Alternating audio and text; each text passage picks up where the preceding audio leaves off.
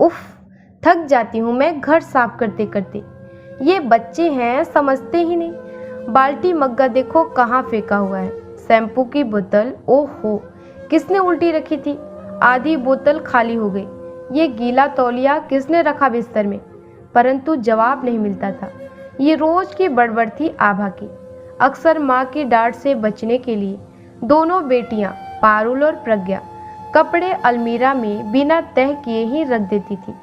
इस काम में उनके पापा भी साथ देते थे कि चलो चलो जल्दी समेटो कपड़े किताबें, वरना तुम्हारे चक्कर में मुझे भी डांट पड़ेगी कि मैंने तुम लोगों को बिगाड़ा है।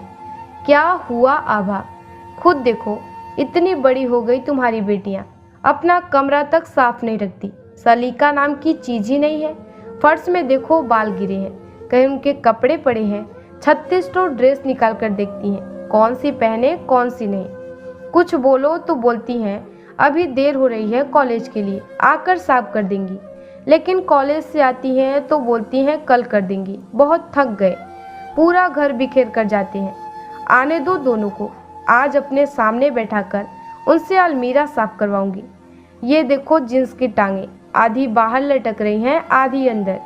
आधे से ज़्यादा कपड़े उल्टे ही ठूस रखे हैं। ओहो आभा, अब जैसे ही कॉलेज से आएंगी तो तुम हल्ला मत शुरू करना। ऐसा लगता है मानो भूचाल आ गया हो। न मचाऊं क्या हल्ला? कल को ससुराल जाएंगी, क्या बोलेंगे सब? इनकी माँ ने कुछ नहीं सिखाया होगा इनको, वहाँ थोड़ी ना इनका कोई काम करेगा। आजकल बच्चे सब नौकरी वाले हैं, हमसे ज़्यादा स्मार्ट हैं, कर लेंगे सब अपने हिसाब से। कितने भी नौकरी वाले हों, घर को व्यवस्थित रखना तो आना चाहिए। और बड़बड़ करते करते आभा बेटियों के कमरे को साफ भी कर देती है। ऐसा करने में तनिक भी गुस्सा नहीं आता था। गुस्सा तो सिर्फ बाहरी था, बल्कि प्रेम पूर्वक उनके ड्रेसिंग टेबल में बिखराए सौंदर्य प्रसाधनों को समेटकर सलीके से सजा देती है।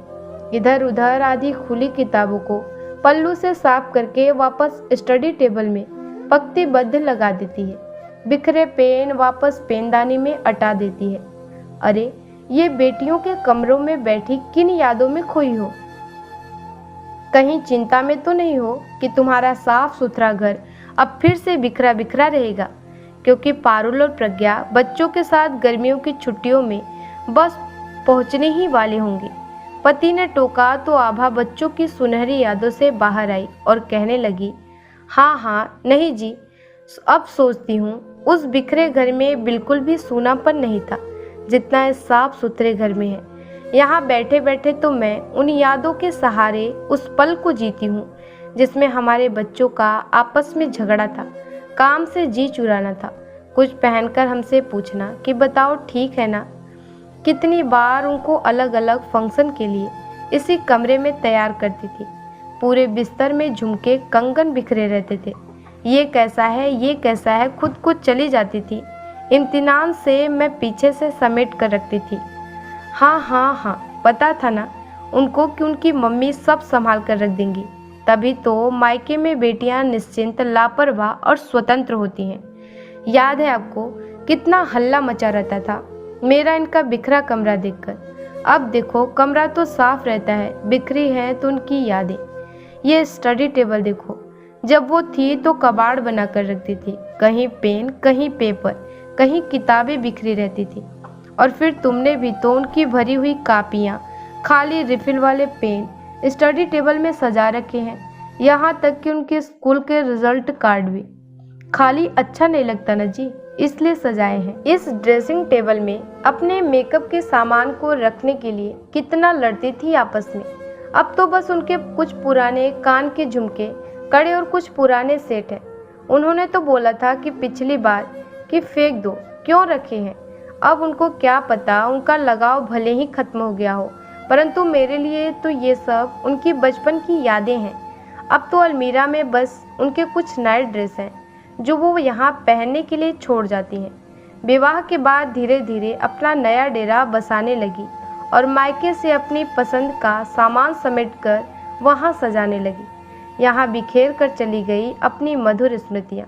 हम लोग तिनका तिनका करके अपने घरौंदों को सजाने में लगे रहते हैं। तब जरा सा भी ये ख्याल नहीं आता कि एक दिन बेटियों ने भी पंछी की तरह उड़ जाना है, अपने घरौंदे में अपनी अलग दुनिया बसाने। इससे पहले कि आभा का सूनापन आंखों के रास्ते टपकने लगता, गेट खुलने की आवाज़ आई और अचानक से वहीं धमाक चौकड़ी मच गई।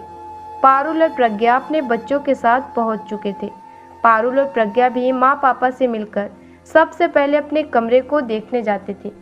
कभी अलमीरा खोलती तो कभी ड्रेसिंग टेबल को निहारती, पुरानी यादें जो जुड़ी थी, जो अब उनके बच्चों के लिए खूबसूरत कहानी का रूप ले चुकी थी। अच्छा, आप और मौसी यहाँ सोते थे? इस झूले में बैठने के लिए आप और मौसी की लड़ाई होती थी। यहाँ आप दोनों अपनी बुक्स रखते थे। ये पेंटिंग किसने बनाई? जैसे अनगिनत सवाल। आभा व्यस्त हो गई थी अपनों बच्चों के आने से, नए रक्त संचार का अनुभव कर रही थी। उम्र दर्शाती झुर्रियों के बावजूद चेहरा खुशी से दमक रहा था। ममता के सामने थकान भी हार मान जाती है। पारुल और प्रज्ञा बच्चों को अक्सर डांटते रहते कि देखो सोफे के कवर गिरा दिए, बैठ के देखो टीवी, अभी नानी गुस्सा होंगी देखना, अरे ये खिलौना मत फैलाओ, ठीक से रखो, अभी घर साफ किया था ना, क्यों फूल पत्ते तोड़ रहे हो, नानी ने देख लिया ना तो, नानी ने ही बोला खेल लो, क्यों डांटती रहती हो बच्चों को, खेलने दो उन्हें। आपको बिखरा घर पसंद नहीं है ना? अब मुझे बिखरा घर पसंद है, पूरे साल भर इंतजार करती हूँ इस बिखराव का। तुम्हारे जाने के बाद जब बच्चों के खिलौने निकलते हैं सोफे के नीचे से, बेड के नीचे से, तुम्हारे छूटे हुए दुपट्टे जो जल्दबाजी में तुम बाहर तार पर ही सुखाकर भूल जाती हो, बच्चों के मोजे पायजामे, तुम्हारी आधी खाली शैम्पू की बोतलें, तुम लोगों के जाने के बाद उन्हें समेटना बहुत अच्छा लगता है, क्योंकि वो कोई सामान नहीं, उसमें तुम्हारी खूबसूरत यादें रची बसी रहती हैं। आभा बच्चों के जाते समय बिल्कुल भी भावुक नहीं होती, सारी मनोभाव को किसी तरह से हृदय की कोठरी तक रोके रहती है, और जैसे ही बच्चे नज़रों से ओझल होते हैं, आंखों को बहने के लिए खुली छूट मिल जाती है। वहीं आंगन में चाय का कप लेकर उन्हीं बिखरे खिलौने, बॉल, कागज की नाव, कागज के जहाज, फूल पत्तियों के बिखराव के बीच बैठी मंद मंद मुस्कुराती रहती, ये सोचकर कि यही तो प्रकृति का नियम है, कुदरत द्वारा बनाया माँ बेटियों का ये सिलसिला हमेशा यूं ही चलता रहेगा।